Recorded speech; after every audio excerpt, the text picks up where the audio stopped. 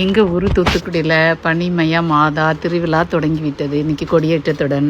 ஆமாங்க, நாங்களும் கொடியேற்றத்துக்கு போயிருந்தோம். அங்கே கொடியேற்றத்துக்கு பக்தர்கள் எல்லாருமே வந்திருந்தாங்க. மாதாவின் கொடியேற்றத்துக்காக, சிறப்பு விழாவுக்காக. இந்த மாதா கோவில், பனிமய மாதா கோவில் வந்து சமத்துவம் வாய்ந்த ஒரு கோவில். ஆமாம், எல்லா மதத்தினரும் எல்லா இனத்தினரும் அங்கே வந்து கூடக்கூடிய ஒரு பொதுவான ஒரு இடம். இந்த இந்த கொடியேற்றத்தில் எல்லாருமே கலந்துக்கிட்டு மன மகிழ்ச்சியுடன் கொண்டாடுவாங்க. இங்கே பாருங்கள், அந்த கொடியேற்றத்துக்காக அந்த கொடியை அப்படி கொண்டுட்டு போகிறாங்க, கொடை பிடிச்சி. பின்னாடி ஃபாதர் வர்றாரு. கொடியேற்றம் தொடங்க போகுது. எல்லா மக்களும் கூடி ஒருமிச்சு அங்கே இருக்கிறாங்க. இந்த திருவிழா வந்து 10 நாள் நடைபெறும். இன்றைக்கி ஜூலை 26 தொடங்கியிருக்குதா. ஆகஸ்ட் 5 வரைக்கும் என்ன செய்யும், இந்த திருவிழா வந்து சிறப்பாக நடைபெறும்.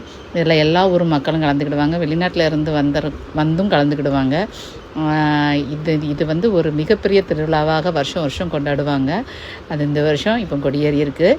இனி ஒவ்வொரு நாடும் திருவிழா சிறப்பாக நடைபெறும். இந்த கொடியேற்ற ஒரு சற்று வினாடிகள் ஏறப்போகிறது. அடுத்த வீடியோவில் உங்களுக்கு அதை காமிக்கிறேன்.